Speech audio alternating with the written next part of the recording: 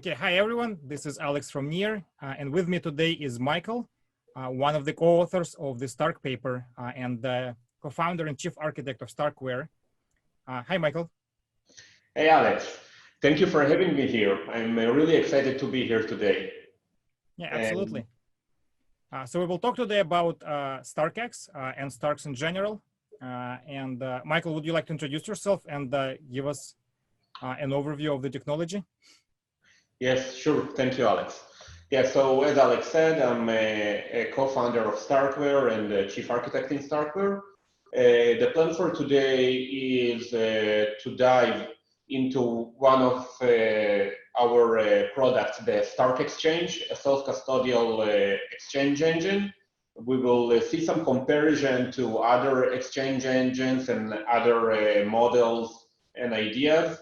Analyze things like scalability and data availability. We will have some taste of Starks versus Snarks and other proof systems, and hopefully some deeper dive into Starks algebra if we'll have some time for that. How does it sound? Sounds great. Okay. Let's dive in. Okay, let's dive in. So first of all, I start with describing what a blockchain is. I guess everybody in the audience know what a blockchain is. I just want to do a quick intro because a blockchain, the way that I see it, is a very complex and multidimensional technology.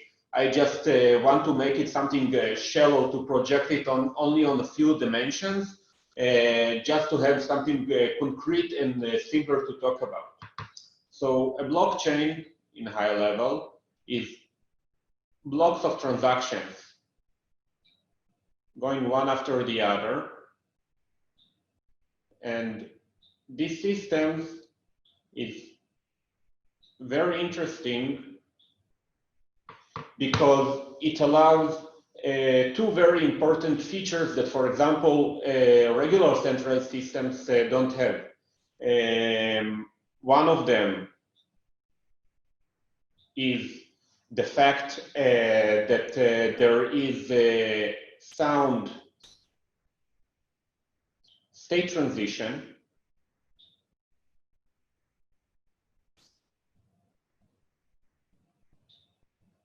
What does it mean? It means the following. In a bank, in a regular bank that we have today, there is a centralized database in this bank, and the one who decides how to change the database is actually the bank, I don't know, IT department.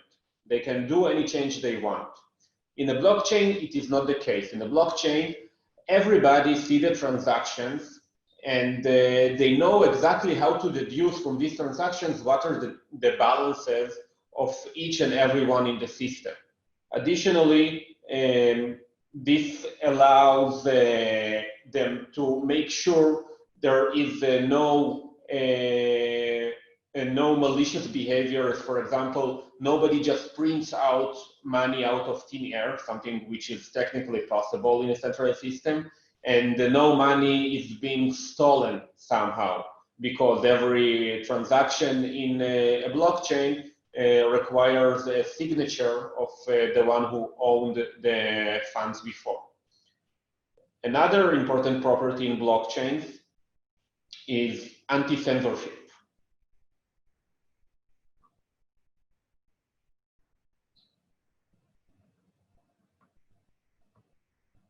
This mechanism is ensured in the decentralization nature of blockchains.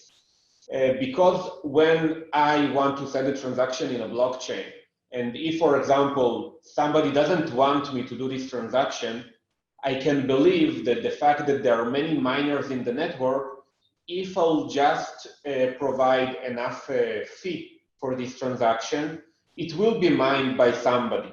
So those are two very important features of blockchains, and we will focus on them today. Unfortunately, those features don't come for free. They're pretty expensive. We have a big network of validators and miners that, in order to keep track on the network and verify that everything is indeed sound, all the state transitions are indeed sound, it requires everybody to verify all the transactions, which is something that grows linearly with the number of transactions in the network. Okay, so we have actually thousands or millions of nodes doing work which is linear in the number of transactions. Now, we can do something better. Let's look at a more scalable solution. A more scalable solution says the following. Actually, those validators of the network, eventually, between each and every block, don't really need to know what were the exact transactions. All they care about is the balances. Let's call it B. Balances. So what they want to know is the difference of the snapshots of those balances, what would help them to verify things, verify all the new state transitions. But if you see only the balances, how can you know what are the state transitions or whether they are valid? So if you trust some third party, for example, you can ask them to check a block of transactions, a batch of transactions, and to report to you what are the balances. If you don't want to trust somebody, we can use a cryptographic utility called proof systems. A proof system is or a proof of knowledge actually, is something that can take knowledge of transactions. It can take the statement of, let's write it here explicitly, balance 0 given a set of transactions leads to balance 1. Okay, so a proof of system can take this deduction part and compress the knowledge, so you won't have to pass all the transactions explicitly, but only send a small succinct proof that can be verified by anybody in the network that shows that this balance transmission, this state transition, is indeed a sound transition. So in this case, each block not only include the balances, but include a proof showing that the transition from the previous balances was indeed sound. This technology has a name, and let's just name the previous one. The previous one is blockchain. This technology is called Zika rollup, which Zika comes from zero knowledge proof, but actually you don't really need zero knowledge for this. You just need a proof of knowledge. And in this technology, it scales much better than blockchain. So what is the work each node in the network need to do in such a case? In such a case, the work each node has to do is of the order of the amount of the balances that changed, right? So this is what we call the Zika rollup. Now we can scale even better.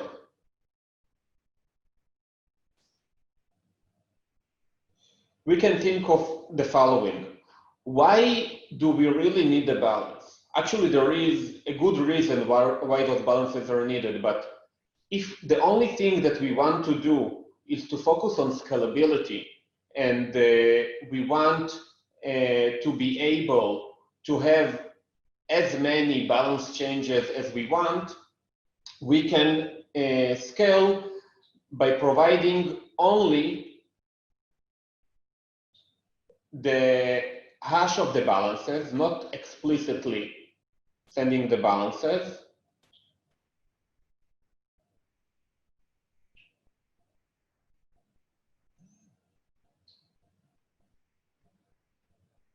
So it's just a hash of this database.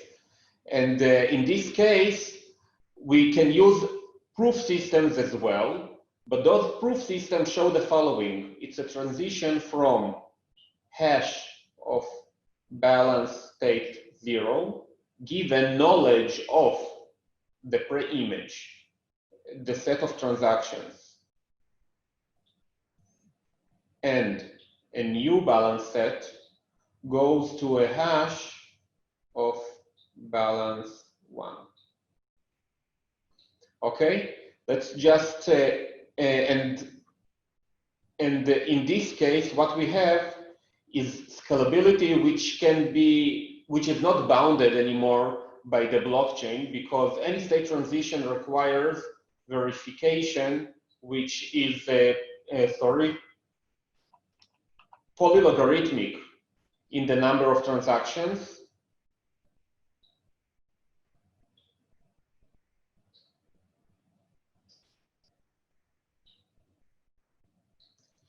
Which is effectively a constant number for any practical usage.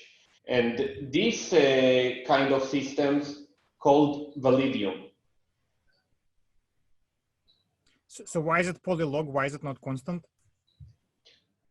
It is polylog because the verification, the proof size is actually log square, the number of transactions, but it grows, logarithmic log grows very, very slowly.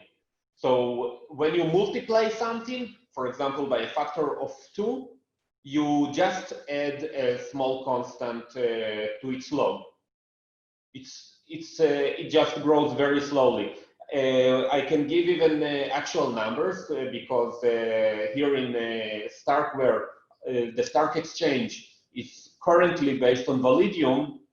So for example, when we do batches of 100 transactions or batches of 64,000 transactions, all of them take roughly a bit less than 5 million gas. It doesn't change much. So we're not really bounded by the blockchain. Does it make sense, Alex? Yes, it does. Okay, great. If we want to do another leap, we are getting to centralized systems like centralized exchanges or banks. And this is, of course, requires of one work of the network, no special work. I'll just add some colors to make it a bit clearer what belongs to what. So this is the discussion about validium, and this is the discussion about Zika rollup, and this is Bitcoin.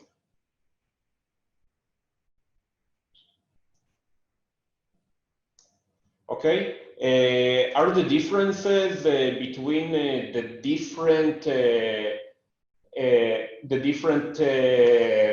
models here is clear?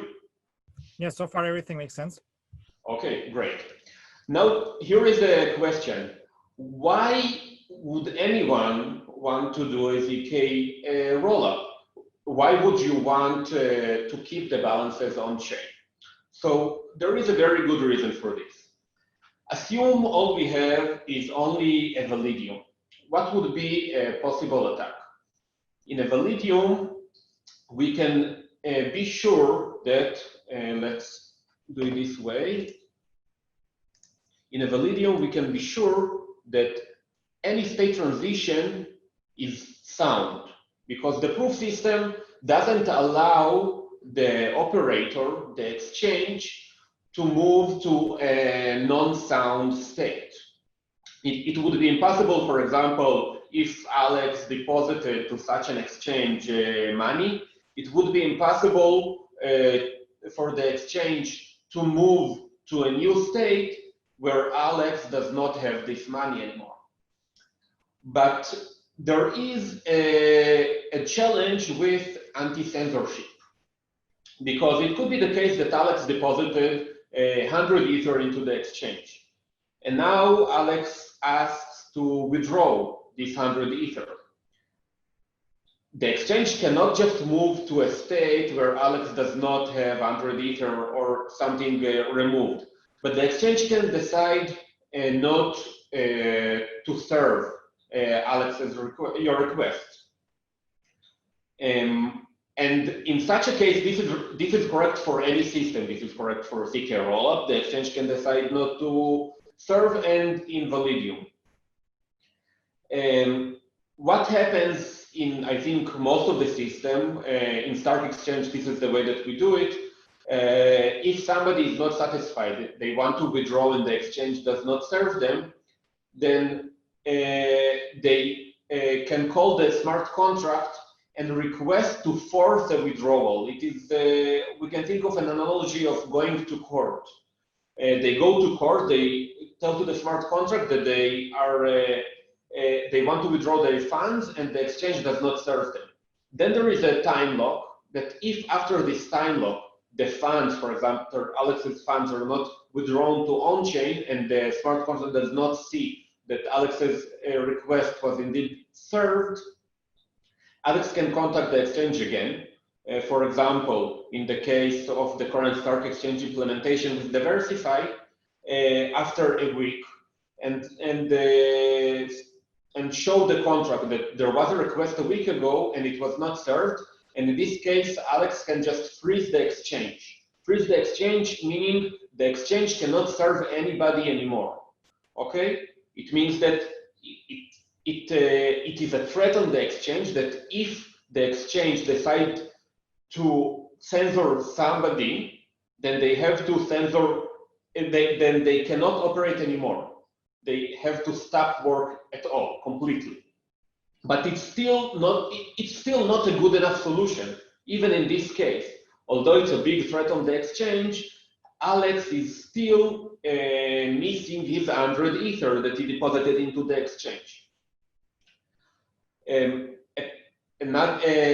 way to continue and to provide Alex his funds would be for Alex to get them directly from the exchange. But in Zika rollup, for example, it's easy to do it. In Zika rollup, the smart contract can know, for example, what are the balances in some cases, or anyway, if, for example, the balances are kept, what is usually done in the Merkle tree and only provided on-chain, sent in the transmission, Alex has all the data needed. He can reconstruct the Merkle tree and can provide the smart contract with an authentication path, convincing the smart contract he really did own 100 Ether in the exchange, and the smart contract can give him access and send him this 100 Ether.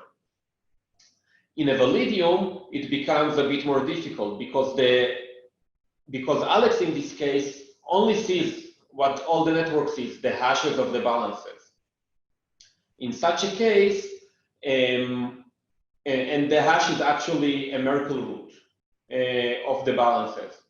In such a case, Alex can again convince the smart contract by showing it a Merkle authentication path, showing he indeed owns 100 Ether in the exchange. But how would Alex be able to get this authentication path in such a case? Because Alex might know that he has 100 Ether, but he doesn't know how much the neighbor in the Merkle tree has, or anybody else. And in order to reconstruct the authentication path, you actually need to know what are all the balances of everybody. So in such a case, the way that we solve this issue in Stark Exchange is using data availability committee. Data availability committee is like a small permission blockchain that whenever there is a state transition, the data availability committee, which includes several companies well known with high reputation, it's Consensus, Infura, Cephalopod, IQlusion, and Diversify and StarkWare, have to sign on the new root, on the new hash of balances, attesting to knowledge of this information of the balances, of the explicit balances, allowing reconstruction of the tree. And the smart contract verifies that every state transition comes with a signature showing this attestation, which is of course based on trust in this way. And in such a case where the exchange freezes and the user need to escape their funds using authentication paths, those committee members are required to provide all the users their data.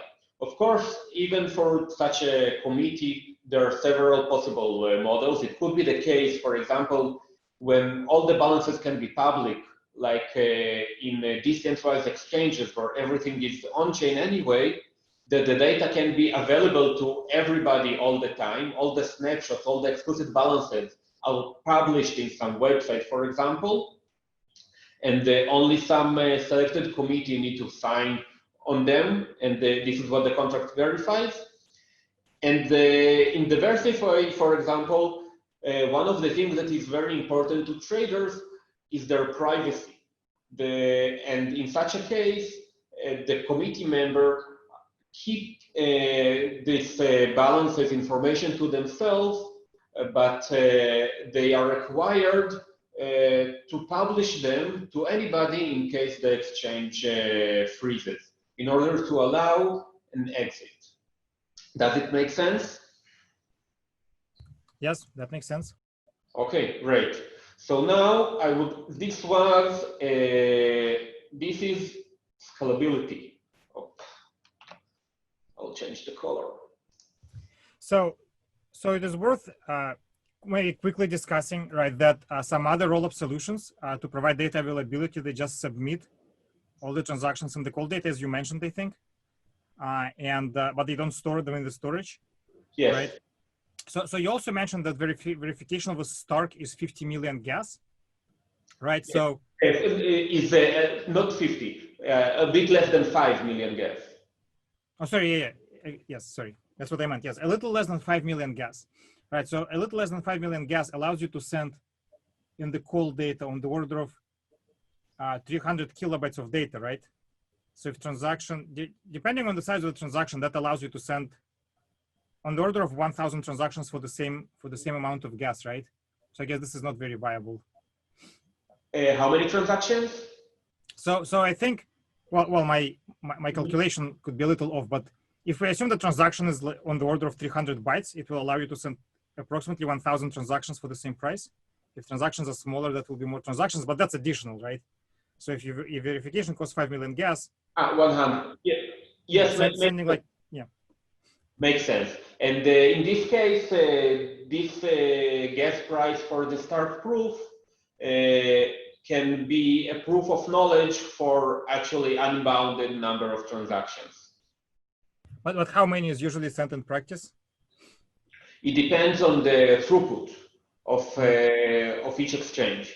So when there is the low throughput, then each batch contains a small number of transactions. When the throughput goes higher, then you have bigger batches.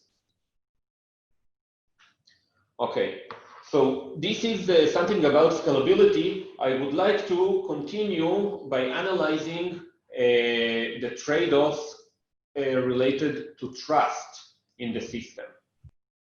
So let's go here.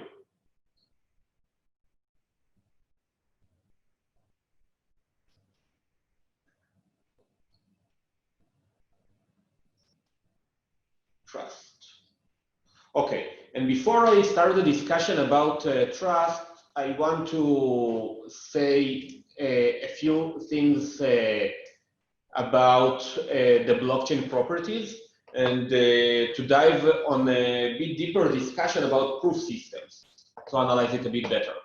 So there is here something which is arguably an opinion, but let's look at this way. Opinion. My personal opinion, maybe somebody else Can't think this, so opinion, yes, okay. So it seems to me that if in a system there is no one is not something that is promised, then two would be kind of worthless. What do I mean by this? If, for example, I have a system when I cannot censor, but I can do state transition to any state that I want, and Alex deposited 100 Ether, and then Alex asked me to withdraw his funds, I'll just do a state transition where Alex does not have this money anymore, and I have this money instead.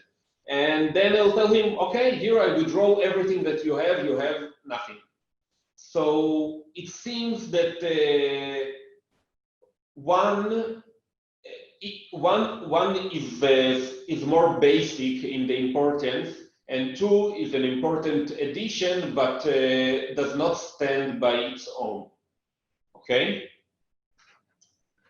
So also by anti-censorship, do you specifically mean censoring exit transactions, or are we also considering censoring,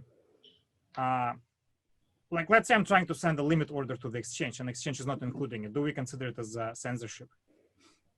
Yes, this is a great question, Alex. Yeah, I mean anti-censorship in regarding withdrawals, regarding the self-custody property of the exchange. Preventing the exchange from censoring things like orders or things like that is not directly related to self-custody, which is the first goal we are trying to solve, scalable self-custody.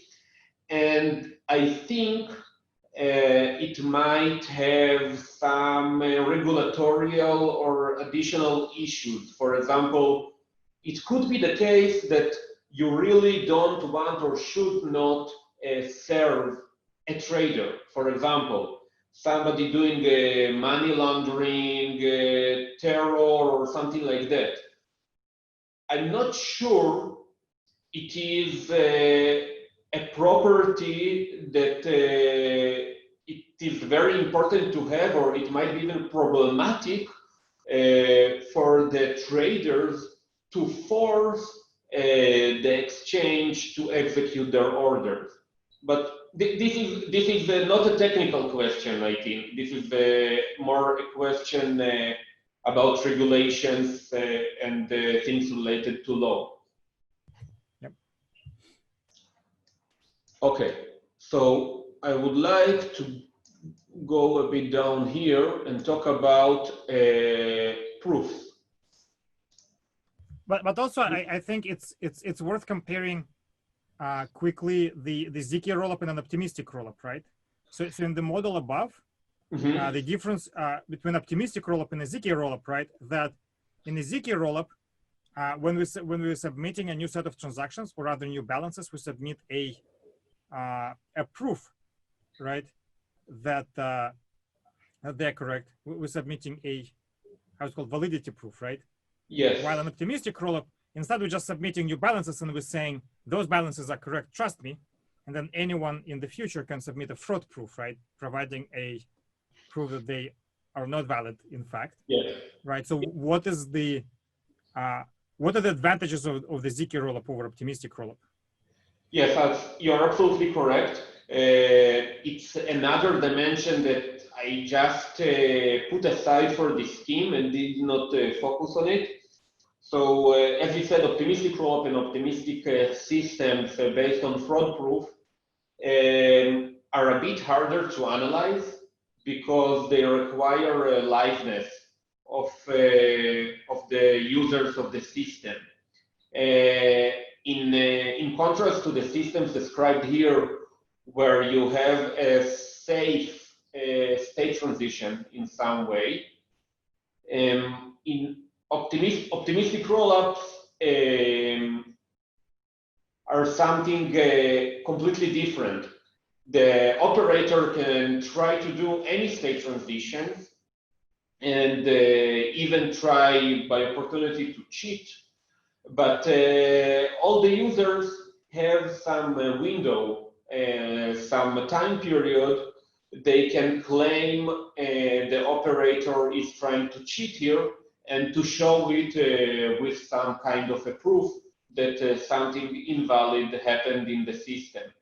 But in contrast to the systems here, it requires everybody to be alive and monitor. It is in a way similar to blockchains. In a way, if we somehow took the blockchain consensus mechanism as a perfect mechanism, but in a way, it is kind of you can think of it as an optimistic mechanism. I'm not sure if it is a very correct way to say it, because you have all the validators of the network that need to validate it. But if I was, for example, only a single miner or a small consortium of miners that want to be malicious, I could try to mine something which is invalid by the protocol. It's not exactly correct because the protocol would not allow it, while in optimistic rollups, for example, the protocol does allow to put something invalid as long as nobody show the fraud proof against it.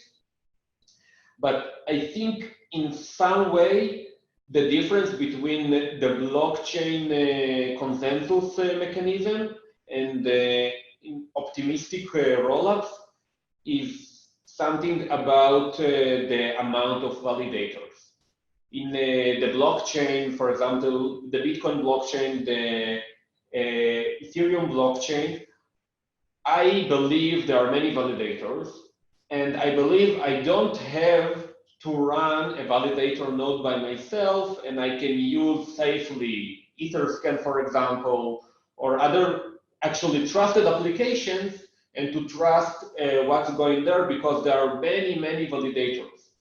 In Zika rollup, if there would be some very, very big, not Zika, sorry, optimistic rollup, if there would be a very big optimistic rollup application in the scale of Bitcoin and Ethereum, it might be the case that I will feel safe about it similarly. But if there is a small application where there are a few dozen of validators, and it could be the case that there is some window in the time that none of them is operating, I don't know, some kind of an issue, they're on vacation, there is, I don't know, they're all in some area where there is an issue with electricity right now, I don't know what. I would be afraid that the system would get to some invalid state. So I think the analysis of fraud-proof based systems is a bit harder, and they have their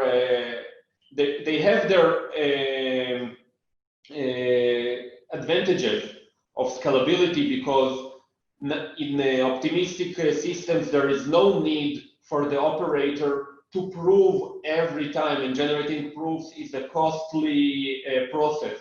To prove every time state transition, they just do the state transition, and only when somebody wants to show that there is an issue, only then additional work has to be done. So in a way, they can provide more scale, but the trust model there, or the security, is something which is a bit harder to analyze the way that I see it. Right. So I think one of the StarkWare engineers had a very good blog post where they analyzed a very particular attack on the optimistic rollups, which is not possible on the Zika rollups, in which they were bribing. Because if there is an optimistic rollup which is very active, right, which is very popular, so let's say optimism actually takes off, and a large number of, like let's say MakerDAO and Compound move to optimism, right, and suddenly there's a huge number of assets locked, then stealing those assets becomes a very desirable attack. And so what an attacker can do, they can bribe 51% of miners, and miners' daily reward is actually not that large, right? And so the attacker can bribe 51% of miners and just ask them not to build on any block which includes the challenge. in which case it doesn't matter how many validators optimistic rollup has, right? If the challenge cannot go through, and all you need is just to wait for a week, right? So you need to cover 1 week reward of 51% of validators. But if you have all the compound and maker assets locked, right? Yes. But also, I think to your point, you mentioned that you can trust Etherscan because of number of validators. Arguably, Etherscan can provide you invalid data even in the case of many validators, right? But if you run a light client, I think then I think your point becomes correct, because if I run a light client, I only validate the hash complexity of the chain, right? Then I trust that more than 51% of block producers are honest, and so the longest chain is the valid chain. But if it was a smaller chain on the blockchain, then they obviously can attack me and provide an invalid chain which has higher hash power. So I think that then optimistic rollup and the blockchain become very comparable. Yeah. Absolutely, yeah. I think it's a great example. Yes, Alex, absolutely. Okay, so I'll continue to talk a bit about proof systems, not diving very much into them, but just a high-level comparison.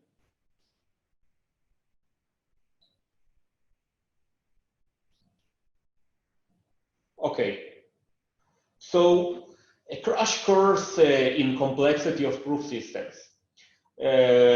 So there are several proof models in computer science complexity. The simplest one is a proof model where a prover provides a proof to a verifier, and the verifier reads the entire proof and checks if it satisfies the claim, the statement. This model is a very known model. It's a class of problems called NP, non-deterministic polynomial time solvable problems. And if you think about it, anybody who learned the basic complexity classes is familiar that with the definition that NP is the languages in NP, the problems that belong to the NP class, is the set of problems that there is a polynomial length witness, polynomial in the length of the problem description, that a verifier can verify it deterministically and check if the witness satisfies the statement. So this is the smallest class of such proof systems. Something which is a bit more, a class which is a bit bigger is interactive proof system. Interactive proof is just like, I don't want the prover to provide me all the information, I interact with the prover. It's like questioning somebody in the court and asking them where did they been, what did they do, checking their alibi, and things like that. This is an interactive proof class. It has some more languages that we know in it. And even a bigger model is called PCP, which is probabilistically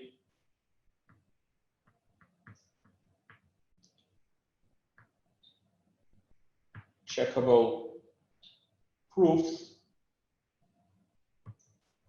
which is actually the base of all the computational integrity proofs. It is based on ideas from the late 80s and based on PCP, there was the idea of having any program and that a prover can generate a proof showing that there is no some input to the program that would satisfy. For example, the program ends with return true or return false. And a verification of such a proof would take a polylogarithmic time in the length of the execution trace. So the set of languages in this complexity class is languages that can be determined with non-deterministic exponential time. It's a very big class. And just to get some intuition, or what does it mean to be in this model of proofs, the probabilistically checkable proofs. So in probabilistically checkable proofs, the prover, in order to generate a proof, to prove something to the verifier, they write something very long, very, very long.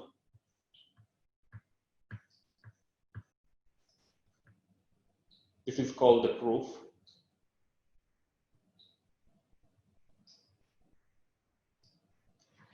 And then the prover can disappear. The prover can go away and no need to interact with the prover anymore.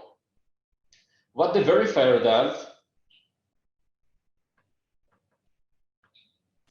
the verifier chooses a few random places to query from this proof, and then checks consistency between all those places, between all those values that the verifier read from those places, and with the initial problem that the prover wants to prove. And only given this information, the verifier should decide whether the proof is valid or invalid. Okay? So that would not work, right? If the proof can have, like, let's say a proof is such that a single line can make the entire proof incorrect, then sampling several lines would not work, right? So there need to be some property that the proof is either entirely correct or has a large number of incorrect statements, right? Yes, you're absolutely correct, Alex. So the proofs in such a case have to be decoded in something called locally testable codes in some way. And actually, you can't really check the fact that the proof is correct. It could always be the case that if you read the proof deterministically, you'll see that there is some issue there, but there is still high probability that the verifier, given the queries the verifier drawn, would be satisfied by the proof. But what it says in such a case is not that the proof is correct, but the proof is close as a code word to a correct proof. So it means that there exists a correct proof. And if there exists a correct proof, it means that the statement is correct. And actually, if the proof is close to a correct proof, then the prover could have generated the correct proof. Actually, because the proof is proof of knowledge, making something close to a correct proof shows knowledge, and knowledge shows that you can generate a correct proof. Okay? Just to give some intuition, it's not an algebraic intuition, but something, because this concept of why would you give somebody to do a lot of work and it would be sound to read only a few places from their work. I would like to ask you, Alex.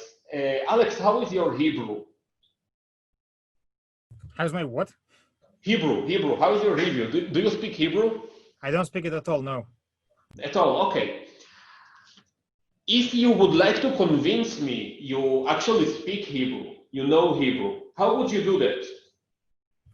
I would ask you to provide me 5 very complex words that most of the people don't know, and I will give you the translations, or a couple sentences, I guess, would be enough.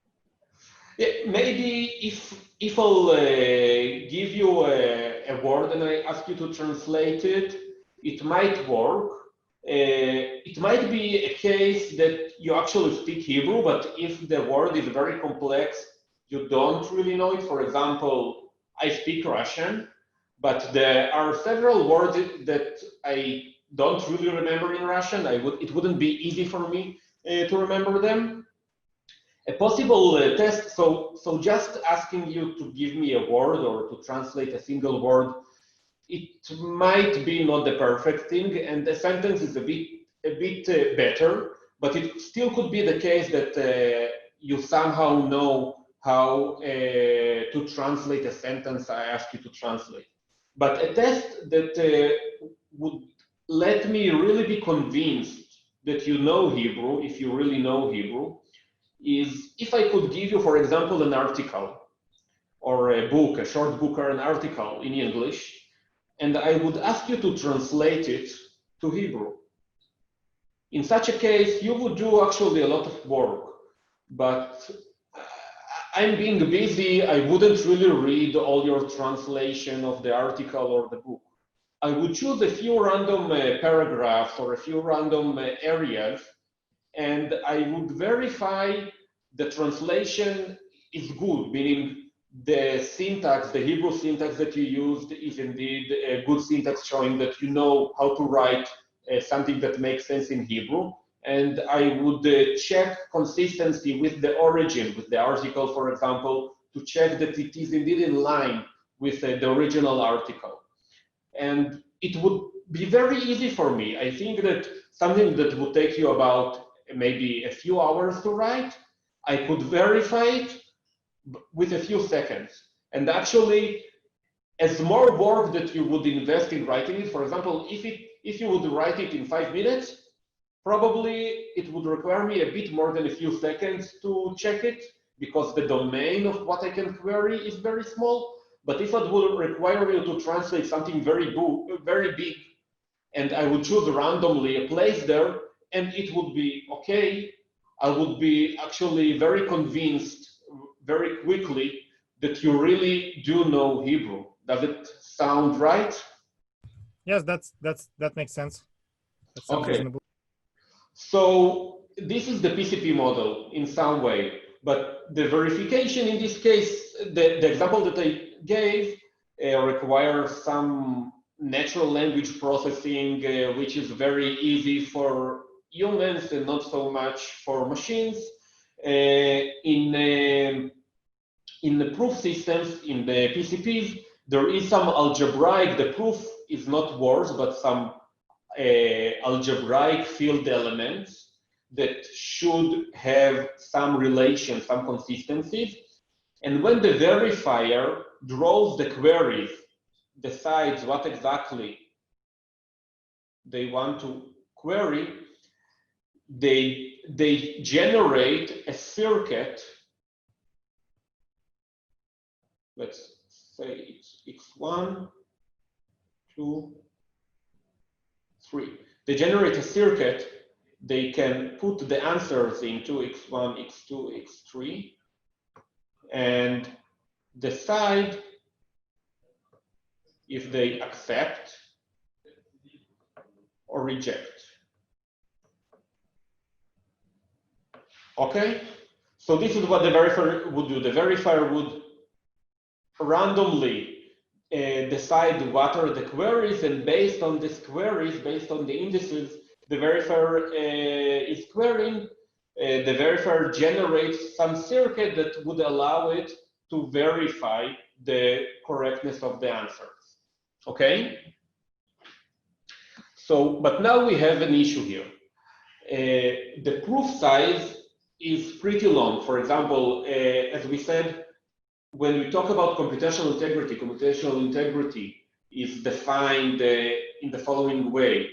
Given a program, both the prover and the verifier agree on, the prover proves that they know an input to the program that eventually the program accepts. For example, the program ends with a return true statement.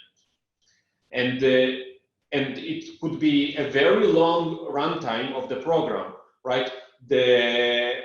The program, the time that it would take the prover, for example, to run the program could be exponential in the length of the program. For example, if there is a very long for loop or a while loop in this program.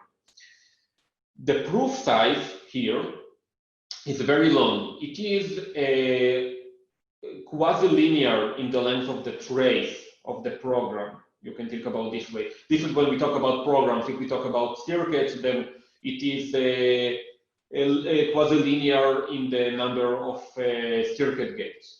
But yeah, because you can always think of a circuit as a restricted program. that the time to execute it is as the number of gates. So the proof is very, very long. For example, you can think about a case of a proof of knowledge of million transactions moving you from one hash of state to another hash of state. Such a proof, because its length is at least as the verification of millions of transactions, you cannot send it on chain. It's a very long proof. And as we said, the verifier only needs to query a few indices from the proof.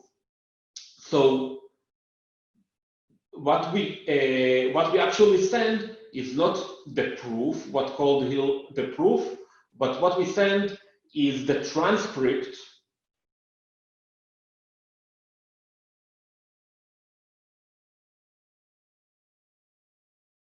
of the communication between the prover and the verifier. And this allows everybody to simulate the verifier and to verify that everything is okay. For example, if you see the randomness is okay, the randomness the verifier chose, then you can know what are the queries, you know what is the circuit, and anybody can actually verify the response, right? Then the verifier needs to use some unbiasable, unpredictable randomness, right? Yes. Which is also deterministic. Okay, yeah, so this is exactly something that I'm about to go into. If you somehow magically trust the verifier randomness, then you can verify this transcript. And now we have a question, how can you trust this verifier randomness? And another thing, how can you trust that the prover that the values the prover returned, the answers, are indeed related to this specific proof, that this proof was generated before. Notice that the prover, just seeing what are the questions, can understand what was the randomness leading to it, or at least what could be the circuit to verify those questions, and can just return them. You don't have something fixed in such a protocol. We have to make the prover non-adaptive. We have to force the prover to first generate this very long proof, and only after this long proof is generated, only then we can query the prover, the proof, and to check the results. This transcript, by the way, is called an argument, the argument. This is, in the academy, it is called an argument of knowledge, but in the space of blockchains, this is what we call a proof. Both when we say that we send proofs on chain, and both when you have snark proofs on chain, none of them are actually proofs. They're all arguments. Proofs are something much, much bigger. So does the term argument specifically refer to these transcripts, or in general to something that is not a proof, but rather a probabilistic statement? Yeah, so argument, the difference between a proof and an argument, which I did not explain exactly what an argument is, and we will see in a moment, but a proof is something that you have a mathematical proof that you cannot cheat. For example, if we have a PCP protocol, even an almighty entity would not be able to generate a proof for an invalid statement that would make a verifier to accept it with high probability. An argument, on the other way, is based on cryptographic assumptions. And we will see in a moment two such arguments, one used for Stark systems and the other used for Snark systems. And we will see exactly why it's not a proof and why there are those assumptions, those complexity assumptions. So by this terminology, is Merkle proof an argument? Yes, exactly. Okay. Merkle proof is an argument because an almighty entity knows a collision. Okay, so let's see how does it work for Starks. So in Starks,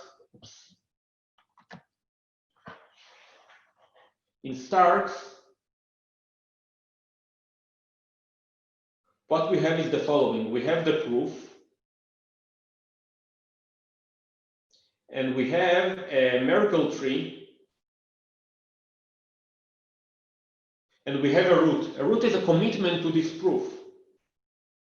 This root is sent to the verifier, and now the verifier knows that when they ask for queries, they can get authentication paths showing that those queries are indeed consistent with what the prover committed to before they knew what the queries would be, right?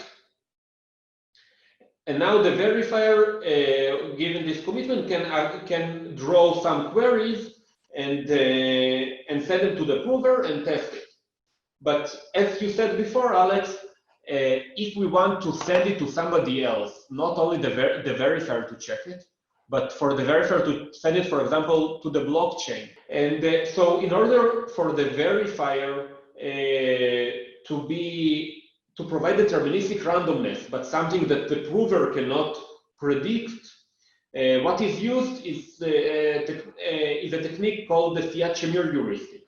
The verifier has a PRNG, a known pseudo-random number generator, which he initialized with the Merkle root, assuming the prover could not predict this Merkle root, and this PRNG provides the queries.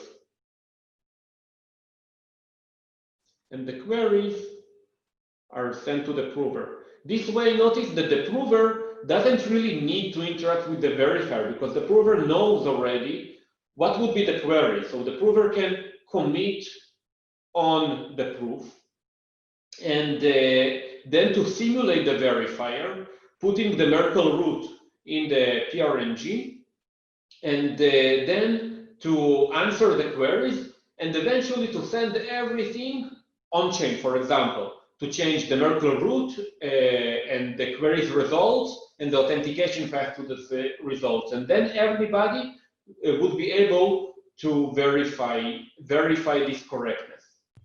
So something they can do is they can grind, right? They can grind proofs until they get one. Yes.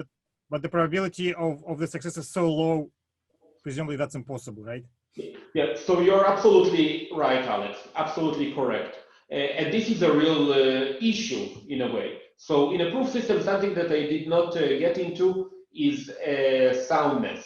What is the soundness? For example, if we go back to the analogy of translating something, when I ask you to translate a word or a sentence or an article or a book, we have come to the conclusion that as you do more work, for example, then it would be easier for me to check it. This is one thing. Another thing, it would be more sound if I'll check more places, right? If I have more queries, I can have better sound. So if we have an interactive protocol, when the prover cannot predict what would be the verifier randomness, just as before, not using the Checkable heuristics, and I just want to convince you something. Now online, I just give you the commitment, and then you give me randomness, and I have to answer your queries. I think that if I have probability 1 to 10 to cheat you in such a protocol, you will feel pretty safe. And if you want to feel very safe, probability 1 to 100, if I'm able to cheat, or really sure about it, 1 to 1000, I think in such an interactive protocol, you don't really need what is called a high soundness. When the protocol is non-interactive, you actually need much higher soundness because of grinding, exactly as you said, Alex. In such a case, the prover can try, for example, to choose some index here and to grind on it to try many different options to this index until they get a root that would generate queries that would make a transcript that would satisfy a verifier. But if the probability of a prover to cheat is much lower, for example, 1 to a milliard, 2 to the minus 80, to the minus 100, the cryptographic probability of cheating, then the prover would have to try many different, many infeasible number of options until they are able to cheat in such a proof. So in such a case, and the way to increase the soundness is just by having more queries. So a proof which is non-interactive is by nature, not a proof in this case, an argument which is non-interactive is by nature bigger than an interactive argument because it includes more queries and more Merkle authentication paths in the case of Starks. Does it make sense? Yes. Okay, great. In the case of snarks, it is a bit different. Snarks provide non-adaptivity using something called homomorphic encryption. So Zika,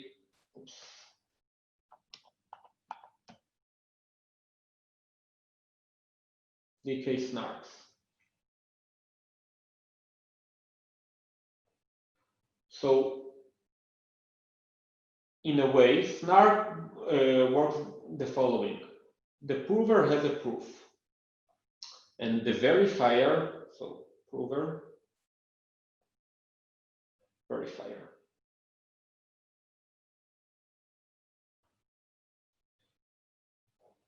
The verifier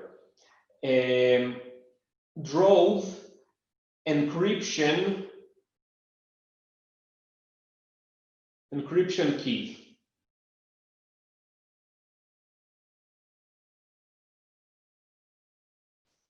Proof encryption and queries encryption.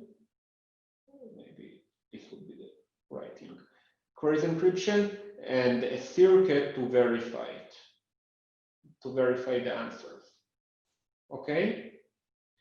What the verifier does, it sends to the prover the prover encryption key and encrypted queries.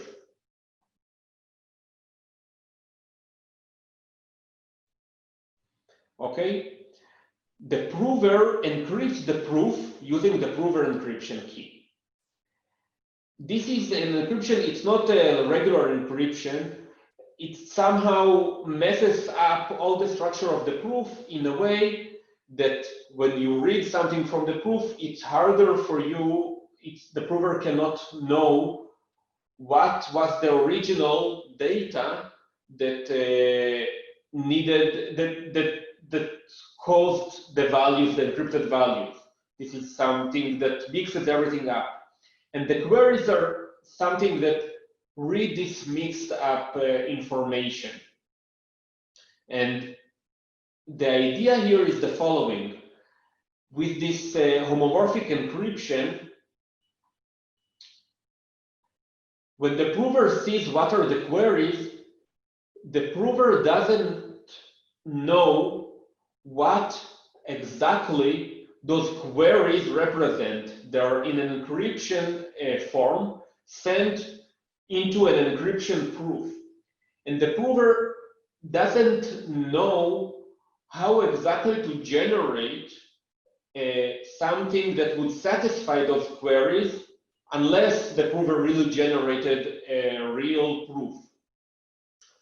So we get here a non-adaptivity of the prover. In the previous case of Starks, we had non-adaptivity by commitment with Merkle tree. Here we get non-adaptivity of prover to queries simply by blinding the prover. The prover doesn't understand what are the queries, thus the prover cannot generate answers that would just satisfy them. And thus the best strategy for the prover is to generate a real proof and to answer to those queries. And the answers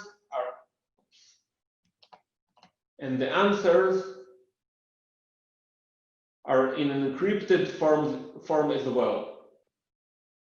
And what the verifier does, it just puts the answers into the circuit and verifies if it accepts or rejects it. Accept or reject.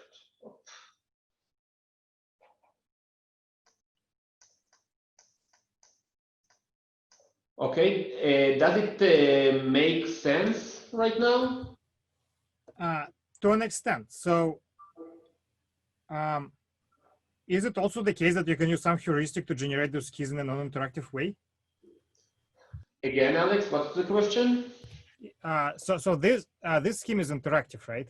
Right, and not only interactive. This scheme is actually verifier designated.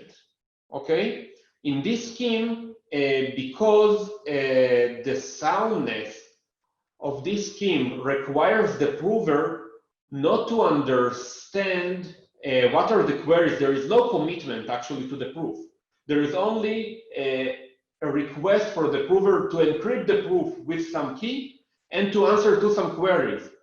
The prover doesn't have to send to the verifier anything before. And actually the prover can generate the proof only after they see what is the encryption key and what are the queries, and the cryptography says that the prover would still be unable to generate a proof that would satisfy the verifier to an invalid statement. But the assumption here is that the prover doesn't know what is the randomness, what is the encryption keys the verifier generated, because those queries here that the verifier sends, the encrypted queries, are deduced from plain queries the verifier knows in the process. If the prover would know what those queries are, then just as before, the prover would know what are the queried indices and how they would be checked. So the prover can generate a proof which is a complete rubbish, and only to put values that would satisfy those specific proofs, those specific queries in the relevant indices, and encrypt it and do everything in the protocol, and then the prover actually can generate a proof that satisfies the verifier for any statement, even invalid statement, right? Yeah, that makes sense. Okay, so this is a verifier designated proof, and in a way, in contrast, for example, to the StarkWare, the way that we call such a protocol is the public coin protocol or a transparent protocol, because the randomness doesn't have to be secret as long as the randomness is known to the prover only after the proof generation. It doesn't have to be secret. Here, the randomness have to be secret until the answers to the queries are provided. And for example, I would not be able to, for example, interact with some prover in this protocol and then try to convince somebody else that they generated a valid proof, unless I am, as the verifier who generated this encryption set of in particular queries, am trusted by others not to reveal to the prover what those queries are, right? Another thing that we can see here that in Snarks, first of all, another difference is that the statement is not about a program, it is about a circuit, and the encryption key here is as long as the circuit. So it is actually, it's not succinct work to generate those keys. It is an expensive work requiring complexity. What is usually done is taking those parts of generating all those parameters and delegating them to a trusted party. This is what is called the trusted setup. And what the trusted party does, they just publish this set of encryption key, encrypted queries, and the circuit to verify a proof. The verifier only executes this very small circuit on the answer, and the prover has to generate a proof, encrypt it with the encryption key, and answer the predefined queries in the trusted setup. This makes the verification very succinct. But as the name says, and as you understand from this process, this setup has to be trusted. In particular, it is very important for these queries not to be leaked, because if those queries are leaked somehow in this phase, then proofs can be forged for any statement, even for incorrect statement. And so in certain use cases, right? So it doesn't matter in the case of, so as you mentioned, zero knowledge doesn't matter in the case of Validium or rollups. But in the cases where zero knowledge does matter, even if Q leaks, right, that will allow someone to create an invalid proof, but will it allow someone to break zero knowledge component of the proof? I never thought about this question, but my intuition says no. I don't think it's really related here to breaking zero knowledge. No, okay, no, it should not break zero knowledge, because, for example, the Zika snarks, the verifier designated protocol, as I described before, is a zero knowledge protocol. It protects the prover, and the verifier knows what are the plain queries. Right. The verifier in the designated verifier protocol, the verifier knows everything here, all the information that can be leaked. So, and it is still a zero knowledge protocol, so no, it does not leak information from the prover. This randomness is only protecting the verifier from malicious prover. Makes sense. And so I guess a natural question arises. So given snarks do have a trusted setup, and many people are very unhappy with the existence of trusted setup, right? And Storks do not. What are the disadvantages of Storks? So one of them, I guess, is a complexity, right? So snark appears to be constant, or rather the size of the number of queries, right? While Stark is logarithmic in the size of the proof. Yeah, so right. Yes, Starks are, the proof in Starks is bigger. The main difference, the main disadvantage is this Merkle authentication path that you need to send to the verifier and end up being part of the argument that, for example, goes on chain. And this is, of course, something which is expensive. For example, if we have a very big proof, and we can have proofs that are of size of gigabytes or even more, then the authentication path is, although logarithmic in the size of the proof, but you can think about it that for every single query, you have to add all this authentication path. So it blows up the proof by a constant, something very close to a constant, because this logarithmic length of the authentication path does not grow very quickly, but it is much more than what you have to send in a snark, which is only the answers to the queries. And so what is the order of magnitude of number of queries which are usually answered?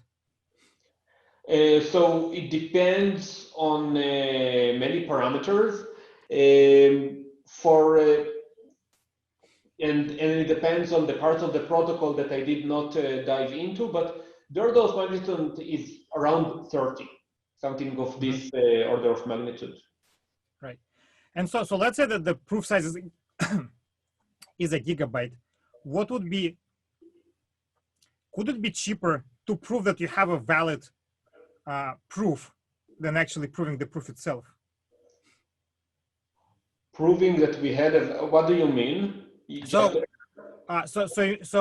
consider I have a large proof of the transactions like on the exchange, right? So on the verifier side, I will to the verifier I will provide the Merkle witnesses for the queries that were submitted, right? Yes. Using randomness. And so on the verifier side, I will then execute the proof, right? And executing the proofs successfully, if I can prove that there's a proof that I can execute successfully, it is equivalent to an extent. You mean to, instead of, when you're saying the proof here, you mean the Merkle authentication path? If I understand correctly, you're suggesting instead of sending explicitly the Merkle authentication path, sending a proof of knowledge of this authentication path.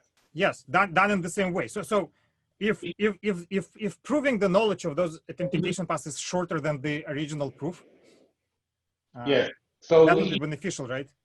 It is indeed an interesting idea. Which it has trade-offs, but it could be the case that I guess for very long proofs, it might be beneficial.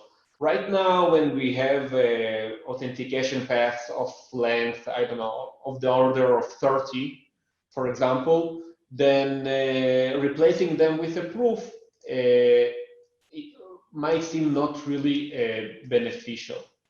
Makes sense. I would like to wrap with the trust analysis, which we can do now given the discussion before. So I'll just remind what we said. We said that in the blockchain we have two properties: one, a sound state transition, and two, anti-censorship. And we said that one seems to be more important than two. So in this case, I would just write that we have here one, which is based on trust,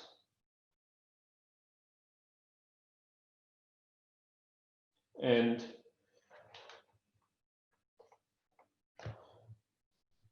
here lower two, which is based on trust.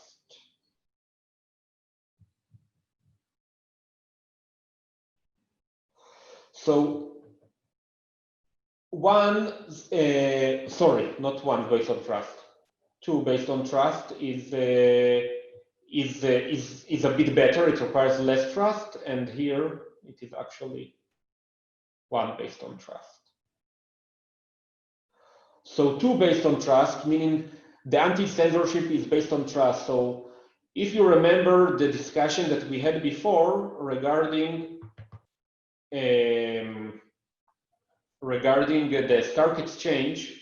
So in Stark exchange, we have a validium, and the anti-censorship ends up being based on trust. It is just like trust is not always a very, very bad thing. For example, we trust the banks and things like that, but it is not as good as being based on cryptography. And here we trust eventually committee members that in case the exchange freezes, would allow the users to escape by providing them the data. So here we have the Stark exchange.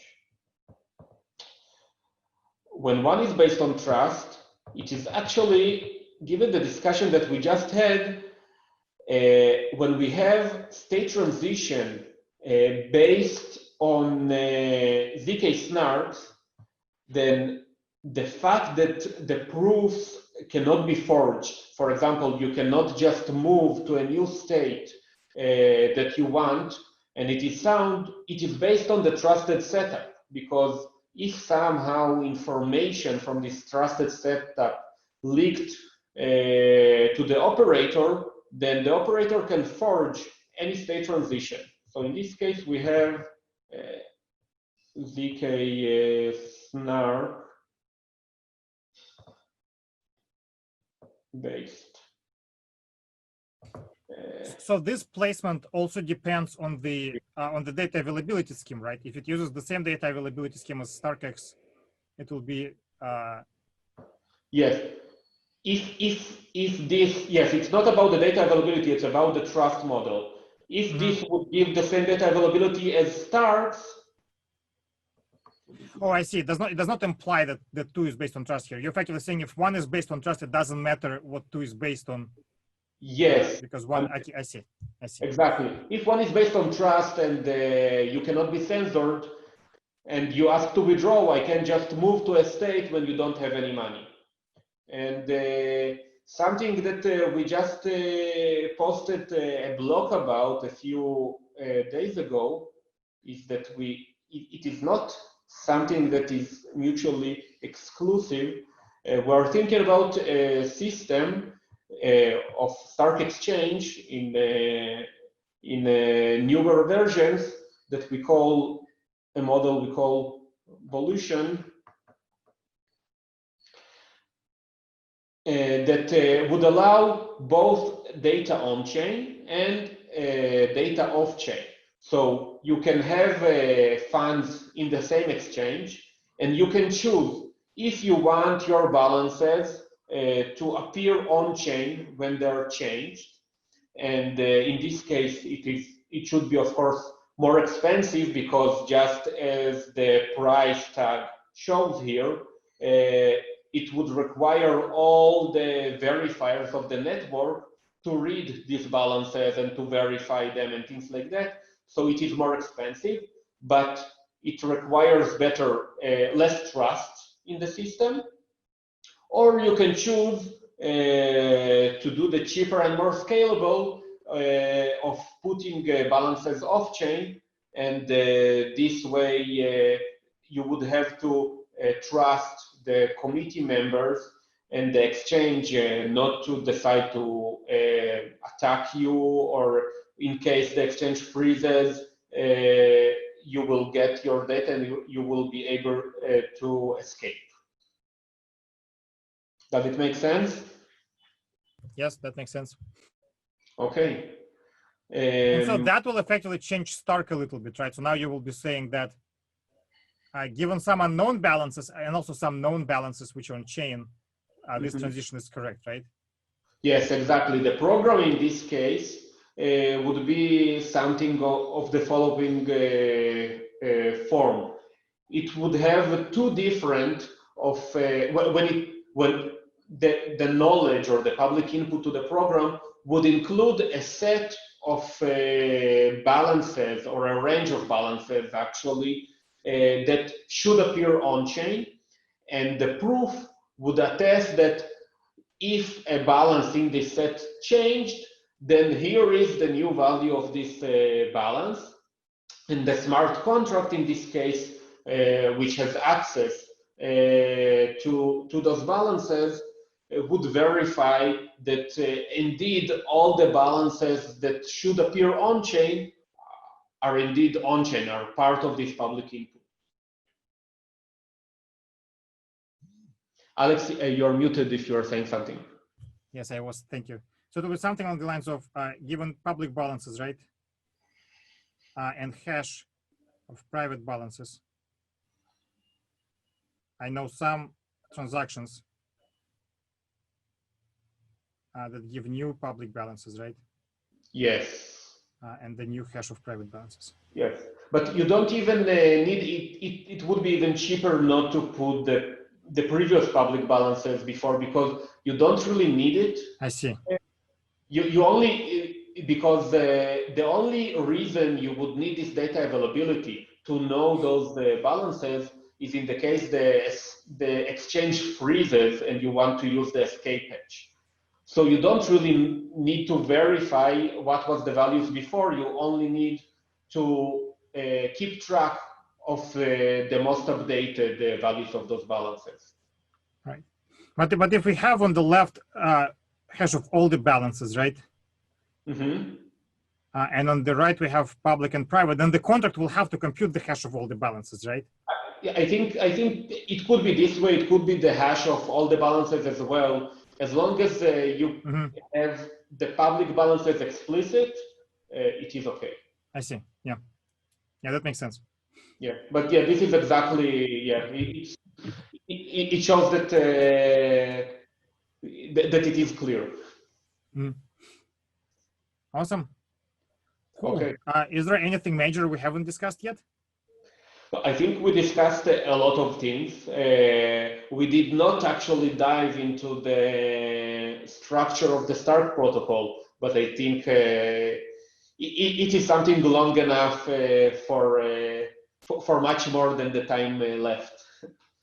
Awesome, great. Then thanks a lot for presenting us with the design. That was very interesting. And yeah, thank you. Thank you very much, Alex.